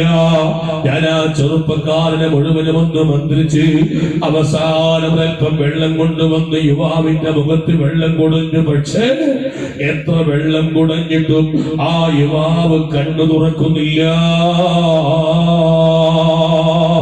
ഒരുപാട് തവണ വിളിച്ചു നോക്കി, പക്ഷേ എഴുന്നേൽക്കുന്നില്ല. അവസാനം ഞാൻ ആ ചെറുപ്പക്കാരന്റെ കൈത്തണ്ടയൊന്ന് പിടിച്ച് ഒന്ന് ഹിതമായി പരിശോധനയ്ക്ക് വിധേയമാക്കിയപ്പോൾ എന്റെ മനസ്സിലേക്ക് ഭയപ്പാടുകൾ കടന്നു വരാൻ തുടങ്ങിപ്പോയി. അദ്ദേഹത്തിന്റെ മരണത്തിന്റെ ലക്ഷണങ്ങൾ, അടയാളങ്ങൾ ആ യുവാവിൽ കണ്ടപ്പോൾ ഒന്നുകൂടി സൂക്ഷ്മമായ പരിശോധനയെന്നോടും ആ യുവാവ് കിടക്കുന്ന കട്ടിലിന്റെയും അദ്ദേഹത്തിന്റെയും നട്ടലിന്റെ ഇടയിലൂടെ എന്റെ കൈയൊന്ന് പതുക്കെ ഞാൻ അങ്ങ് കൊണ്ടുപോയി. സുബ്ഹാനല്ലാഹ്, ജീവനുള്ള ശരീരമാണെങ്കിൽ ഈ ചന്തിക്കെട്ടിന്റെ മുകളിലുള്ള ഭാഗം ഒരിക്കലും കട്ടിലിൽ തട്ടൂല, അതിങ്ങനെ ഉയർന്നുകൊണ്ടാണ് നിൽക്കുക. നേരെ മറിച്ച് മരണം സംഭവിച്ചു പോയ ശരീരമാണെങ്കിൽ ഓട്ടോമാറ്റിക്കായി ആ നട്ടലിന് ഭൂമിയിലേക്ക് താഴ്ന്നു വന്ന് നേരെ നിരപ്പായ രൂപത്തിലേക്ക് ജനാസ മാറുമെന്നുള്ളത് മരണത്തിന്റെ ഒരു അടയാളമായി ഇമാമിങ്ങൾ പഠിപ്പിച്ചതുകൊണ്ട് കൈയിട്ടിട്ട് ഞാനൊന്ന് നോക്കിയപ്പോ ആ ഒരു സത്യം വീട്ടുകാരോട് പറയാതിരിക്കാൻ പറ്റിയില്ല. ജേഷ്ഠ സഹോദരനെ വിളിച്ചിട്ട് ഞാൻ പറഞ്ഞു, മോനെ, അല്ലാഹുവിന്റെ തീരുമാനം അംഗീകരിച്ചേ പറ്റൂ. റബ്ബിന്റെ ഉദയ വിളിയാളം നിന്റെ കൊച്ചനുജനെ തേടിയെത്തിയിട്ടുണ്ടെന്ന സത്യം തുറന്നു പറഞ്ഞപ്പോ ആ വീട്ടിൽ മുഴുവനും കൂട്ടക്കരച്ചിലായി. ഉടനെ ജനാസ ഉടൻ ചെയ്യേണ്ട കർമ്മങ്ങളുണ്ടല്ലോ. ആ മയ്യത്തിന്റെ വസ്ത്രങ്ങൾ മാറ്റി കൊടുക്കണമല്ലോ, കണ്ണുകൾ അടക്കി കൊടുക്കണമല്ലോ, താടിയെല്ല് കെട്ടി കൊടുക്കണമല്ലോ. ശരീരത്തിലുള്ള വസ്ത്രങ്ങളൊക്കെ ഞാനും ആ സുഹൃത്തും കൂടിയിട്ട് കൊച്ചനുജന്റെ ശരീരത്തിലെ വസ്ത്രങ്ങൾ ഓരോന്നഴിച്ച് മാറ്റിയിട്ട് നേരത്തെ ഒരു വസ്ത്രം കൊണ്ട് മയ്യത്ത് പൊതിയാൻ നോക്കുമ്പോ ഇന്നാലില്ല, ആ മയ്യത്തായി കിടക്കുന്ന ചെറുപ്പക്കാരന്റെ കാതിൽ ഇയർഫോൺ തിരികെ വെച്ചിരിക്കുന്നു. മൊബൈൽ ഫോണുമായി കണക്ട് ചെയ്തുകൊണ്ട് എയർഫോൺ കണക്ട് ചെയ്തിട്ട് ആ എയർഫോൺ കാതിൽ തിരികെ വെച്ചിട്ട് കിടന്നുറങ്ങിയ യുവാവാ പാതിരാ സമയത്ത് വരെ ഉറക്കം വരാത്തതിനാ മൊബൈൽ ഫോണിലുള്ള യൂട്യൂബ് എടുത്തിട്ട് ഏറ്റവും നല്ല സിനിമാ പാട്ടുകൾ വെച്ചിട്ട് ആ പാട്ടും രണ്ട് ചെവിയിലൂടെ കേട്ടിട്ട് കിടന്നുറങ്ങിയ മോനാ അല്ലാഹുവിന്റെ വിളിയാളം വന്ന് മലക്കുൽ മൗത്ത് അർവാഹ് അസ്റായീൽ അലൈഹിസ്സലാം എന്ന് റൂഹ് വിളിച്ചു കൊണ്ടുപോകുമ്പോ കാതിൽ തിരികെ വെച്ച എയർഫോൺ വലിച്ചൂരാ ആ പൊന്നുമോന് അല്ലാഹു അവസരം കൊടുത്തില്ല. പതുക്കെ എയർഫോൺ ഊരിയിട്ട് ഞാൻ എന്റെ കാതിലേക്ക് വെച്ചപ്പോ എ ക്ലാസ് സിനിമാ പാട്ട് അപ്പോഴും പാടിക്കൊണ്ടിരിക്കുകയാ. എന്റെ പ്രിയപ്പെട്ട ചെറുപ്പക്കാരാ, ആരോഗ്യമുണ്ടെന്ന് പറഞ്ഞിട്ട് അഹങ്കരിക്കല്ല, സമ്പത്തുണ്ടെന്ന് പറഞ്ഞിട്ട് അഹങ്കരിക്കല്ല. എപ്പോഴാണ് നിന്റെ സമീപത്തേക്ക് മലക്കുൽ മൗത്ത് വന്നിട്ട് നിന്റെ ആത്മാവിനെ കൊണ്ടുപോവുക എന്ന് പറയാൻ പറ്റൂല. ഞാൻ ഇന്ന് വേളിന് വേണ്ടി വരുമ്പോ വഴിയിൽ വെച്ചുകൊണ്ട് ചായ കഴിക്കാൻ വേണ്ടിയിട്ട് എന്റെ ഒരു കുടുംബ വീട്ടിൽ കയറിയതാ. ആ വീട്ടുകാർ മുഴുവനും വസ്ത്രം മാറ്റിയിട്ട് എങ്ങോട്ടോ പുറപ്പെടാൻ ഒരുങ്ങുമ്പോ ഞാൻ ചോദിച്ചു, എങ്ങോട്ടുള്ള യാത്രയാ? ഇന്ന് അബൂദാബിയിൽ നിന്ന് കണ്ണൂർ എയർപോർട്ടിലേക്ക് ഒരു ചെറുപ്പക്കാരന്റെ മയ്യത്ത് വരുന്നുണ്ട്. 37 വയസ്സ് പ്രായമേ ഉള്ളൂ ആ യുവാവിന്. ആ യുവാവിന്റെ ജനാസ 4 മണിക്ക് കണ്ണൂർ ജില്ലയിലെ ചേലേരി എന്ന് പറയുന്ന ഗ്രാമത്തിലേക്ക് കൊണ്ടുവരികയാ. എന്റെ ആ ചെറുപ്പക്കാരന്റെ രോഗമെന്ന് ചോദിക്കുമ്പോ ഒരു തലവേദനക്ക് പോലും ആ യുവാവ് മരുന്ന് കഴിക്കുന്നില്ല. കമ്മിൻ സഹീഹിൻ മാത മിൻ ഗൈരി ഇല്ലതി വകം മിൻ മരീദിൻ ആശ ദഹറൻ ലാ ദഹരി. മഹത്തുക്കളായ ഇമ്മത്തുകൾ എന്നോട് നിങ്ങളോട് ചോദിക്കുകയാ, കമ്മിൻ സഹീഹിൻ മാത മിൻ ഗൈരി ഇല്ലതി. എത്ര ആരോഗ്യമുള്ളവരാ, എത്ര ശേഷിയുള്ളവരാ. ഒരു രോഗം അവർക്കില്ലല്ലോ, ഒരു മരുന്നും അവർ കഴിക്കുന്നില്ലല്ലോ, ഒരു ട്രീറ്റ്മെന്റും അവർ കഴിക്കുന്നില്ലല്ലോ. ഈ അടുത്ത് നിങ്ങൾ കണ്ടില്ല, ഒരു KSRTC ഡ്രൈവർ അദ്ദേഹത്തിന്റെ വാഹനം ഓടിച്ചുകൊണ്ടിരിക്കുമ്പോ ആ വാഹനം ഡ്രൈവ് ചെയ്യുന്ന സമയത്തുണ്ടായ ഹാർട്ട് അറ്റാക്കിൽ വിട്ടുകൊണ്ട് ഡ്രൈവിംഗ് സീറ്റിൽ മരിച്ചു വീഴുകയാണ്. അതുകൊണ്ട് എന്റെ പ്രിയപ്പെട്ടവരെ, രോഗമില്ലാത്ത ആളുകൾ എത്ര പെട്ടെന്ന് ആളുകളാ മരിച്ചുകൊണ്ടിരിക്കുന്നത്.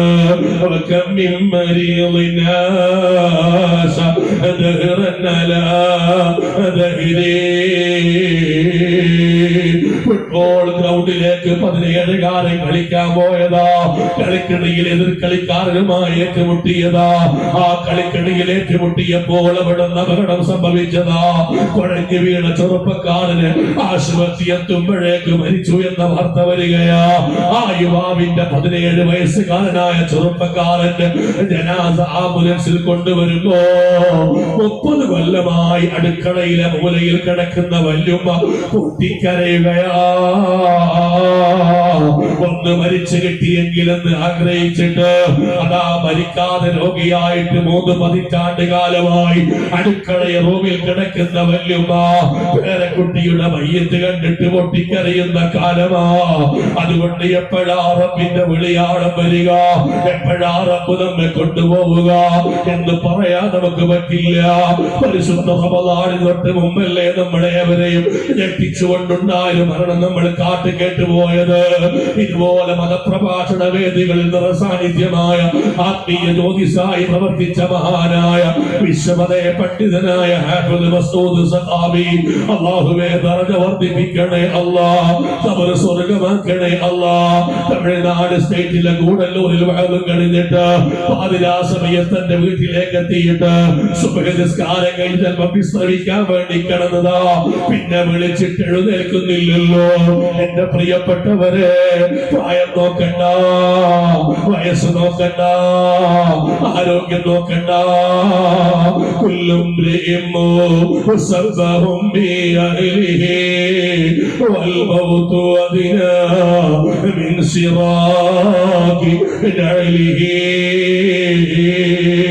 ആര് പാടിയ വരികളാണെന്നറിയോ? അല്ലാഹുവിന്റെ അമ്പിയാക്കള് കഴിഞ്ഞാൽ ലോകത്തെ ഏറ്റവും വലിയ സ്ഥാനമുള്ള മഹാനായ സയ്യിദുനാ അബൂബക്കർ സിദ്ദീഖ് തങ്ങളും പാപ പാടിയ വരികളാണ്. അവിടുത്തെ ശരീരത്തിൽ ചെറിയ ക്ഷീണം വന്നുപോയാൽ, അവിടുത്തെ ചെറിയൊരു വിഷമം വന്നുപോയാൽ അപ്പോൾ തന്നെ പാടുന്ന വരി എന്താണെന്നറിയോ?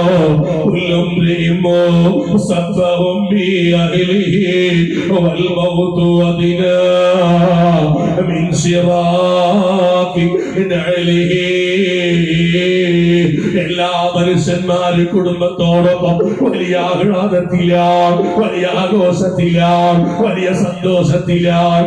ഓ കൊച്ചുമോനെ, നീ അറിയുന്നില്ലല്ലോ, വൽമൗതു അദിനാ മിൻ സിറാഖി നഅലിഹി. നീ ധരിച്ച ചെരുപ്പിന്റെ വാറിനേക്കാൾ അടുത്ത് നിന്റെ സമീപത്ത് മലക്കുൽ മൗത്തുണ്ടെന്ന വിവരം നീ അറിയുന്നില്ല. സയ്യിദുനാ അബൂബക്കർ സിദ്ദീഖ് റളിയല്ലാഹു അൻഹു. അതുകൊണ്ട് ആരോഗ്യമുണ്ട്, വയസ്സ് എത്രയില്ലായിട്ടുള്ളൂ, വയസ്സ് 30 ആയിട്ടുള്ളൂ, 40 ആയിട്ടുള്ളൂ, അഹങ്കരിക്കാനായിട്ടില്ല. ഇന്നിവിടുന്ന് വഅദ് പറയുന്ന അല്ലെങ്കിൽ വഅദ് കേൾക്കുന്നതാണ് നിങ്ങളും. നാളെയുടെ യാമങ്ങളിൽ സുബഹിന്റെ സമയത്ത് എഴുന്നേറ്റുകൊണ്ട് 2 റക്അത്ത് നിസ്കരിക്കുമെന്ന് ഉറപ്പില്ല. അതുകൊണ്ടാണ് സയ്യിദുനാ മുഹമ്മദ് റസൂലുള്ളാഹി അവസാനിപ്പിക്കാൻ പോകുന്നു. മുഹമ്മദ് റസൂലുള്ളാഹി സ്വല്ലല്ലാഹു അലൈഹി വസല്ലം തങ്ങളുടെ സമീപത്ത് ഒരു പ്രമുഖനായ സഹാബി വന്നിട്ട് പറഞ്ഞില്ല, നബിയേ ഇദ്നി യാ റസൂലല്ലാഹ്,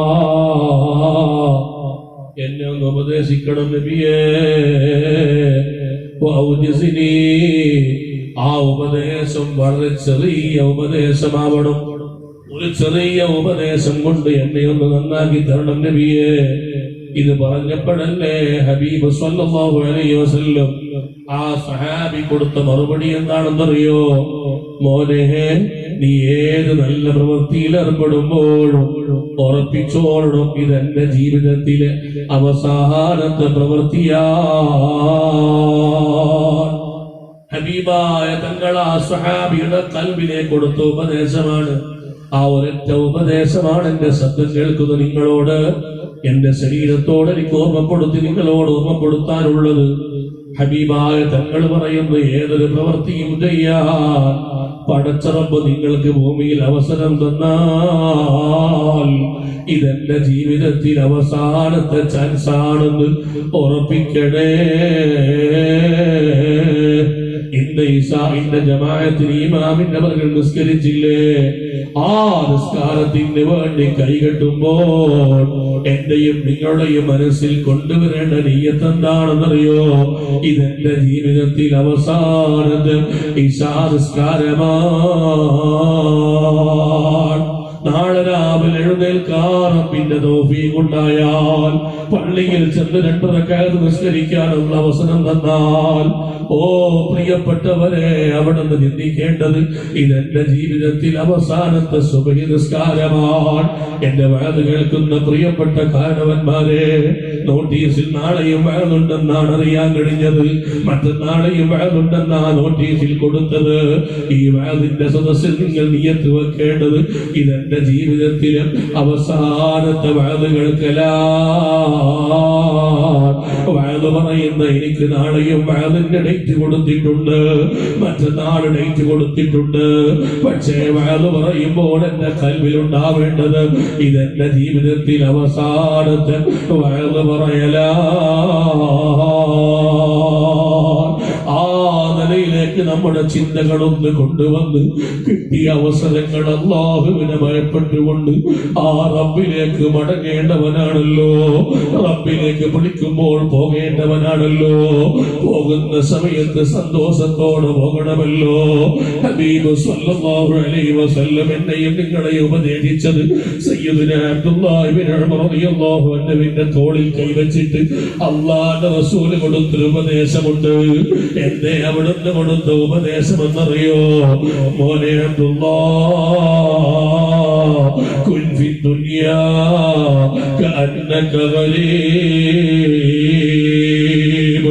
ഔ ഗാബിറു സബീൽ വഅദ്ദ നഫ്സക മിൻ അസ്ഹാബിൽ ഖുബൂർ. ദുനിയാവിൽ ജീവിക്കുന്ന സമയത്ത് നീ ഒരു പ്രവാസിയെ പോലെ ജീവിക്കണേ അല്ലാഹ്. എത്ര മനോഹരമായ ഉദാഹരണമാണ് സഹോദര, എത്ര മനോഹരമായ പാഠമാണ് എന്റെ ഉമ്മമാരെ. ഹബീബായ തങ്ങൾ നമ്മെ പഠിപ്പിക്കുന്നത് ദുനിയാവിൽ നീ ജീവിക്കുമ്പോ ഒരു പ്രവാസിയെ പോലെ ജീവിക്കണമെന്ന് പറഞ്ഞാൽ, ഇന്ന് വരെ ഒരു പ്രവാസിയും വിദേശ രാജ്യങ്ങളിൽ സ്വന്തമായി വീടുണ്ടാക്കിയതായി അറിവില്ല.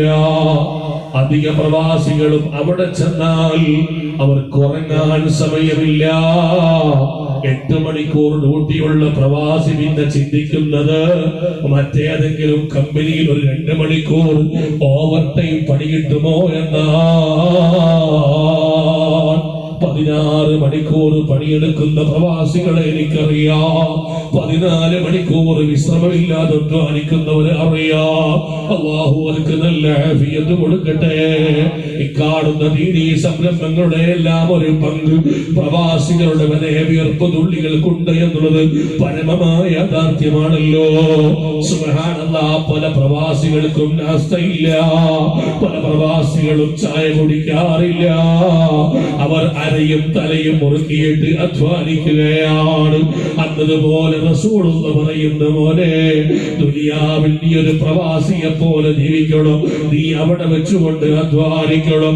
നീ ഇവിടെ വന്നത് ഉറങ്ങാനല്ല, വിശ്രമിക്കാനല്ല, കളിച്ച് സമയം കളയാനല്ല. ആ കിട്ടുന്ന സമയം മുഴുവനും നിന്റെ തറവാട്ടിലേക്ക് നീ മടങ്ങുന്ന ഒരു ദിവസമുണ്ട്. ആ തറവാട് ഏതാണെന്നറിയോ? ഫൈനൽ ജന്നത ഹിയൽ മഅവാ. വല്യാപ്പ സയ്യിദുനാ അബുൽ ബസർ ആദം അലൈഹിസ്സലാം, വല്യുമ്മ ഹവ്വാ ബീവി റളിയല്ലാഹു അൻഹാ, രണ്ടുപേരും ജനിച്ച തറവാടുണ്ടല്ലോ സ്വർഗ്ഗം. ആ തറവാട്ടിലേക്ക് നമ്മൾക്ക് മടങ്ങി പോകണം. അവിടെ നമുക്ക് സ്വന്തമായി വീട് വേണം. അവിടെ സ്വന്തമായി നമുക്ക് താമസിക്കാനുള്ള സൗകര്യം വേണം. അതിനു വേണ്ടി പണിയെടുക്കേണ്ട ഇടമാണ് ദുനിയാവ് കേട്ടോ. ഇവിടെ നീ ഉറങ്ങാൻ വന്നതല്ല, വിശ്രമിക്കാൻ വന്നതല്ല. അതുകൊണ്ടാണ് ബീവി മൈമൂന റളിയല്ലാഹു അൻഹാ അവിടുത്തെ കാണാൻ വേണ്ടി പോയ ആളുകളുടെ മുമ്പില് എല്ലാവരും പാതിരാത്രിയിൽ കിടന്നുറങ്ങുമ്പോ, എല്ലാവരും കിടന്നുറങ്ങുന്ന സമയത്ത് മൈമൂന ബീവി റളിയല്ലാഹു അൻഹാ മലമുകളിൽ നിന്ന് ഇറങ്ങി വന്നിട്ട് ഓരോ വീടിന്റെ അടുക്കള വാതിലും സമീപത്ത് പോയിട്ട് പാടിയൊരു പദ്യമുണ്ട്. ഏതാണ് ആ പദ്യം എന്നറിയോ? അജബല്ലിൽ മുഹിബി കൈഫ യനാമു കുല്ലു നൗമി അലൽ മുഹിബി ഹറാമു. അല്ലാഹുവിനെ അള്ളാഹുവിനെ സ്നേഹിക്കുന്നു, അള്ളാഹുവിനെ പ്രേമിക്കുന്നു എന്ന് പറയുന്ന ആളുകൾക്ക് എങ്ങനെ ഉറങ്ങാനാ? ഇവിടുന്ന് ഉറക്കം വരൂലല്ലോ, ഉറങ്ങാൻ കഴിയുകയില്ലല്ലോ. അവർക്ക് ഉറങ്ങുന്നത് അത്ഭുതമാണല്ലോ. മൈമൂനത്തുൽ മിസ്രിയ റളിയല്ലാഹു അൻഹയുടെ വരികളാണ്. ആകയാൽ എന്റെ പ്രിയപ്പെട്ടവരെ, ആഖിറത്തിലേക്ക് മടങ്ങുമ്പോ വെറും കൈയോടെ പോയിട്ട് കാര്യമില്ല. നമ്മുടെ കയ്യിൽ അവിടെ താമസിക്കാൻ വീട് വേണം, അവിടെ കഴിക്കാൻ ആവശ്യമായ ഭക്ഷണം വേണം. അതിനു വേണ്ടി ദുനിയാവിൽ അള്ളാഹു തന്ന ആരോഗ്യമില്ലേ, അള്ളാഹു തന്ന സമയമില്ലേ, അള്ളാഹു തന്ന സമ്പത്തില്ലേ? ആ സമ്പത്തുകളെല്ലാം റബ്ബ് പൊരുത്തപ്പെട്ട വഴിയിൽ ചെലവഴിക്കാൻ എനിക്കും നിങ്ങൾക്കും സാധിക്കേണ്ടതുണ്ട്. അള്ളാഹു നമ്മുടെ ഖൽബൊന്ന് നന്നാക്കി തരട്ടെ. ഞാൻ എന്റെ പ്രസംഗം നീട്ടിക്കൊണ്ടുപോകുന്നില്ല. ഒരൊറ്റ സംഭവം ഞാൻ ബറക്കത്തിന് വേണ്ടി പറഞ്ഞ് എന്റെ പ്രസംഗം ഞാൻ അവസാനിപ്പിക്കുകയാണ്. വിരോധമില്ലെങ്കിൽ എന്റെ ചെറുപ്പക്കാരൊക്കെ എഴുന്നേറ്റ് നിൽക്കണം. എന്റെ പ്രിയപ്പെട്ട സഹോദരങ്ങളൊക്കെ നടുത്തേട്ട് വരണം. അല്ലാഹുവിന്റെ ദീൻ പറയുന്ന മജ്‌ലിസ് ഒരുമിച്ച് കൂടി എന്ന ഒറ്റ കാരണം കൊണ്ടെങ്കിലും മരിക്കുന്ന സമയത്ത് ഞങ്ങളുടെ ഈമാൻ പിഴച്ചു പോകാതെ ഹിദായത്തോടെ മരിക്കുന്ന ഭാഗ്യവാന്മാരിൽ ഞങ്ങളെ നീ ഉൾപ്പെടുത്തണേ അല്ലാഹ്. ഇവിടെ നമുക്ക് എത്ര കോടികൾ ഉണ്ടായിട്ടെന്താ, എത്ര മനോഹരമായ വീടുണ്ടായിട്ടെന്താ, ഇന്ന് വരെ ഒരാളുടെ വീട്ടിൽ നിന്നും അതാ വഫാത്തിന് ശേഷം അവിടെ തന്നെ താമസിച്ചതായി വിവരം കിട്ടിയിട്ടില്ലല്ലോ. ഒരാളും ദുനിയാവിൽ നിന്ന് ഒന്നും കൊണ്ടുപോയിട്ടില്ലല്ലോ. ഏതൊരു പണക്കാരനാണെങ്കിലും പാവപ്പെട്ടവനാണെങ്കിലും ഈ ദുനിയാവിലേക്ക് വരുമ്പോ, ഉമ്മയുടെ പള്ളയിൽ നിന്ന് പുറത്തേക്ക് വരുമ്പോ അരയിൽ 50 പൈസന്റെ ചരട് പോലും കെട്ടാതെ വന്ന ഞാൻ തിരിച്ചുള്ള മടക്കയാത്രയും ഒന്നുമില്ലാതെയാണല്ലോ. പിന്നെ ദുനിയാവിൽ സമ്പത്ത് തന്നത്, ദുനിയാവിൽ ആരോഗ്യം തന്നത്, ദുനിയാവിൽ സമയം തന്നത്, അതെല്ലാം ആഖിറത്തിലേക്ക് സമ്പാദിക്കാനാണ്, അവിടെ വീടുണ്ടാവാനാണ്. നിങ്ങൾ കേട്ടിട്ടില്ലേ, ഇമാമു സയ്യിദുദ്ദീൻ മഖ്ദൂം റളിയല്ലാഹു അൻഹു പറയുന്ന ഒരു സംഭവമാണ് ഞാൻ പറയുന്നത്. കേട്ട് കഥകളല്ല എന്റെ പ്രിയപ്പെട്ട സഹോദരങ്ങളെ. ബഹുമാനപ്പെട്ട സയ്യിദുനാ സയ്യിദുദ്ദീൻ മഖ്ദൂം റളിയല്ലാഹു അൻഹു പറയുന്നത് കാണാം. അന്ന് ജീവിച്ച മഹാപണ്ഡിതനായ സയ്യിദുനാ മാലിക് ഇബ്നു ദീനാർ റളിയല്ലാഹു അൻഹുവിന്റെ കാലത്തുണ്ടായ സംഭവം സയ്യിദുദ്ദീൻ മഖ്ദൂം റളിയല്ലാഹു അൻഹുയുടെ തീർഷാദുൽ ഇബാദ് രേഖപ്പെടുത്തുന്നതായി കാണാൻ വേണ്ടി കഴിയും. മാലിക് ഇബ്നു ദീനാർ ഒരു ദിവസം പള്ളിയിൽ ഇരിക്കുമ്പോൾ തന്റെ ശിഷ്യനായ ജഅഫർ ഇബ്നു മാലിക് റളിയല്ലാഹു അൻഹുവിനെ വിളിക്കുകയാണ്. മോനെ ജഅഫറെ, നമുക്കൊരു സ്ഥലം വരെ പോകണം, നീയും എന്റെ കൂടെ വരണം. ശിഷ്യനായ ജഅഫർ തങ്ങളെ വിളിക്കുകയാണ്. ജഅഫർ എന്ന് പറയുന്ന ഉസ്താദ് വിളിച്ചു. ഞാൻ ഉസ്താദിന്റെ പിറകെ പോയി. ഉസ്താദ് കുറെ സമയം നടന്നു, അങ്ങാടിയിലൂടെ നടന്നു കുറെ എത്തിയപ്പോൾ ആ വഴിവക്കിൽ ഒരു പറമ്പ് കാണാനിടയായി. പറമ്പിൽ കുറെ തൊഴിലാളികൾ പണിയെടുക്കുന്നുണ്ട്. ആ തൊഴിലാളികൾക്കെല്ലാം നേതൃത്വം കൊടുത്തൊരു ചെറുപ്പക്കാരനുണ്ട്. മഹാനായ മാലിക് ഇബ്നു ദീനാർ റളിയല്ലാഹു അൻഹു പറമ്പിലേക്ക് കയറിയിട്ട് ചെറുപ്പക്കാരന്റെ നേരെ പോയി സലാം പറഞ്ഞു. അദ്ദേഹം സലാം അടക്കിയപ്പോൾ ചോദിക്കുന്നു, മോനെ, ഇവിടെ കുറെ തൊഴിലാളികളെ കാണുന്നുണ്ടല്ലോ, എന്താണ് ഇവിടെ ചെയ്യുന്നത്, എന്താണ് ഇവിടെ പണിയെടുക്കുന്നത്? ഉടനെ ചെറുപ്പക്കാരന്റെ മറുപടി, ഉസ്താദേ, എനിക്കും എന്റെ കുടുംബത്തിനും താമസിക്കാനുള്ളൊരു വീട് പണി തുടങ്ങുകയാണ്, വീട് പണി ആരംഭിക്കുകയാണ്.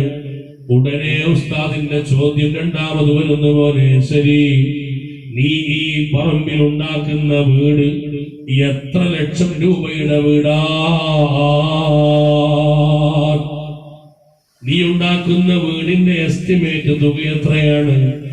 ഉടനെ ചെറുപ്പക്കാരൻ പറഞ്ഞു, 100,000 ദീനാറിന് യാ ഉസ്താദ്, 1,00,000 ദീനാറിന്റെ വീടാണ് ഉസ്താദെ ഉണ്ടാക്കുന്നത്.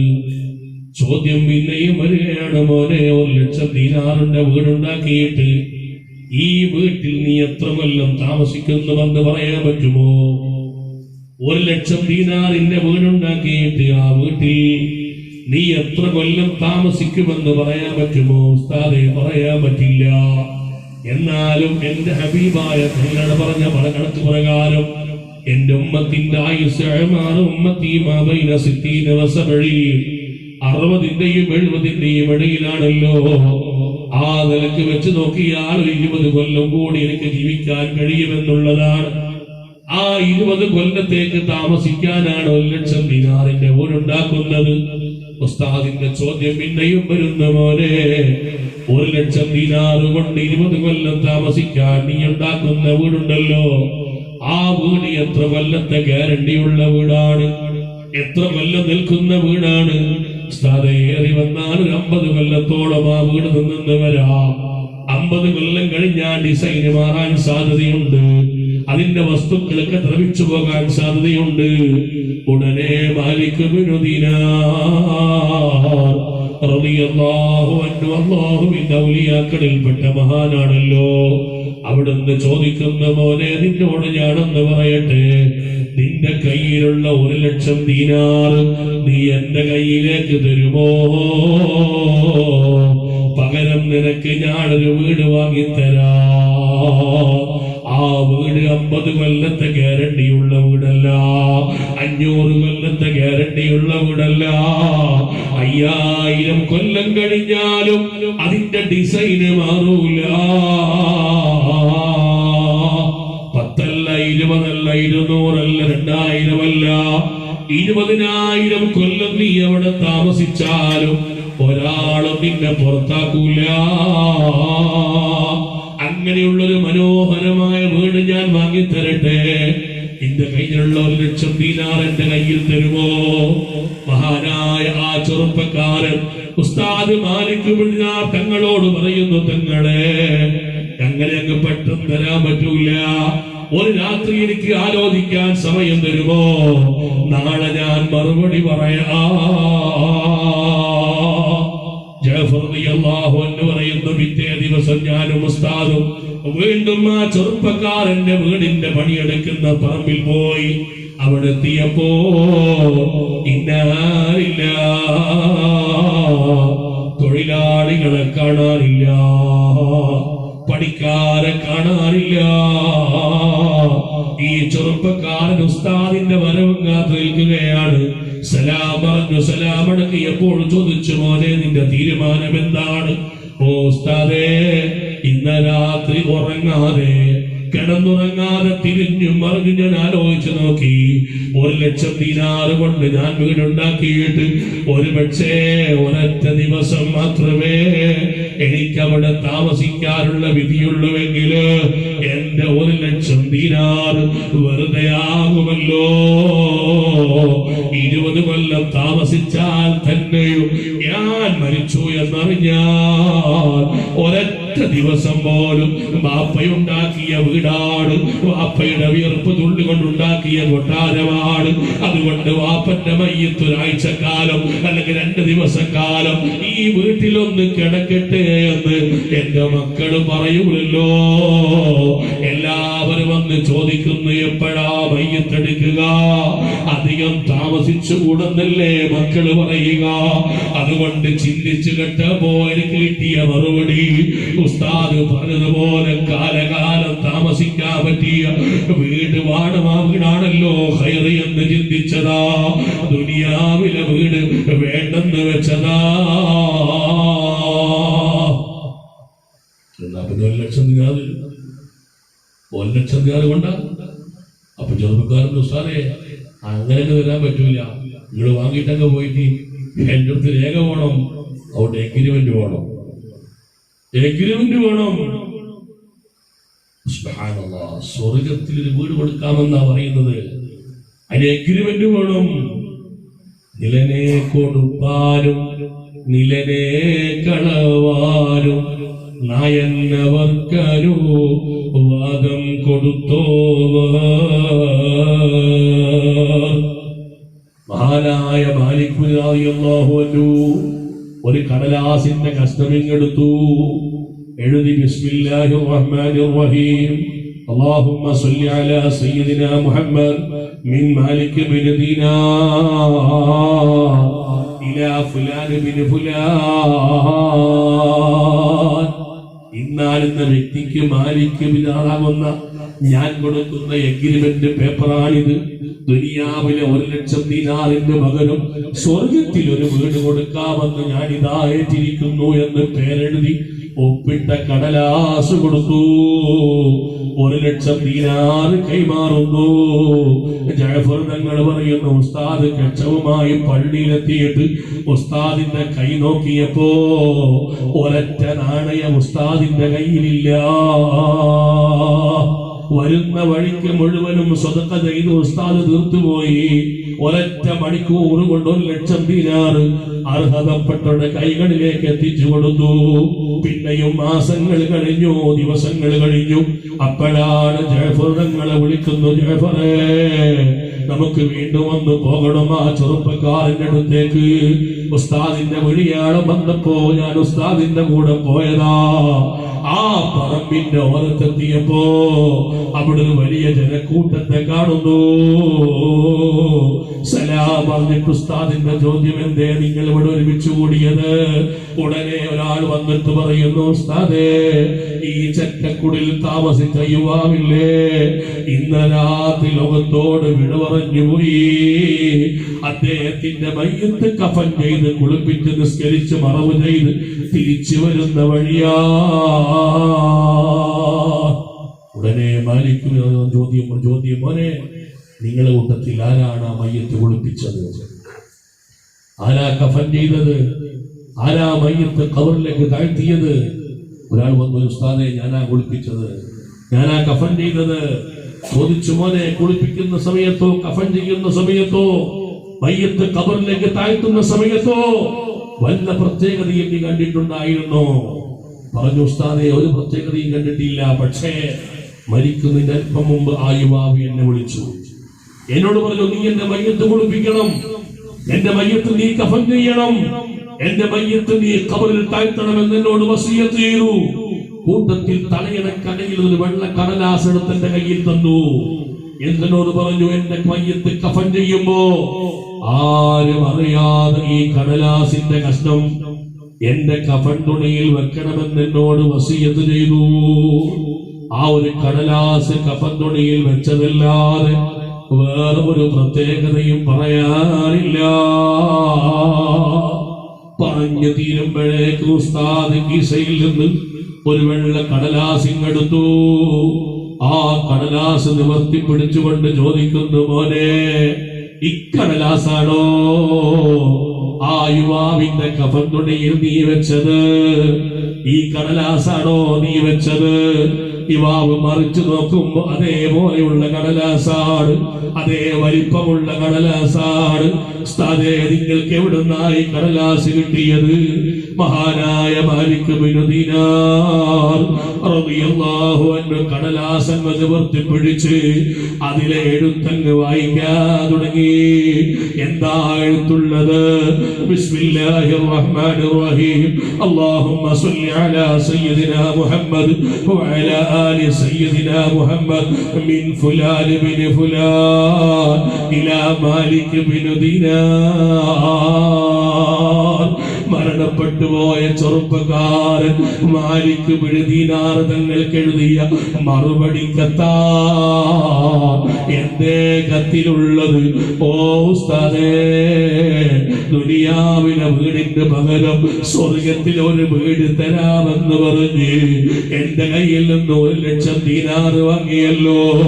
എന്റെ ജനാസ ഖബറിൽ വെച്ചപ്പോ ഖബറിൽ നിന്നൊരു കവാടം സ്വർഗത്തിലേക്ക് റബ്ബ് തുറന്നു തന്നു.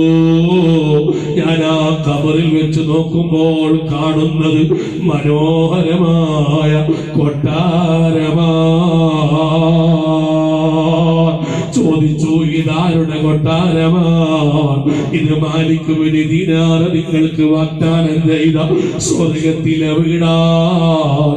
അതുകൊണ്ട് ഉസ്താദേ, ജാമ്യ പേപ്പറിൽ നിന്ന് നിങ്ങളിന് ഉത്തരവാദിയല്ല, നിങ്ങൾ ഇതിൽ നിന്ന് ഒഴിവായിരിക്കുകയാണ്. ഈ കടലാസ് അവിടുന്ന് വായിക്കുമ്പോ ജനങ്ങൾ മുഴുവനും നിശബ്ദരായി കേൾക്കുകയാണല്ലോ. അപ്പോഴാണ് കൂട്ടത്തിൽ ഒരു മുതലാളിയുണ്ട്, വലിയ പണക്കാരനാണ്. പക്ഷേ അല്ലാഹുവിന്റെ പൊരുത്തത്തിലായി നയാ പൈസയും ചെലവഴിക്കൂല. അവൻ ഇഷ്ടപ്പെട്ട വഴിയിലേക്ക് പണം ചെലവഴിക്കാൻ മടിയുള്ള ആളാണ്. ഇത് കേട്ടപ്പോൾ അയാളോടി വന്നിട്ട് മാലിക് ബിൻ ദീനാർ തങ്ങളോട് പറയുന്നത്, ഓ ഉസ്താദേ, ഖുദ് മിന്നീ 200,000 ദീനാർ, 2 ലക്ഷം ദീനാറ് ഞാൻ തരാം, 2 ലക്ഷം ദീനാറ് ഞാൻ തരാം. സ്വർഗത്തിൽ ഒരു ചെറിയ കുടിൽ നിങ്ങളൊന്ന് എഴുതി തരുമോ?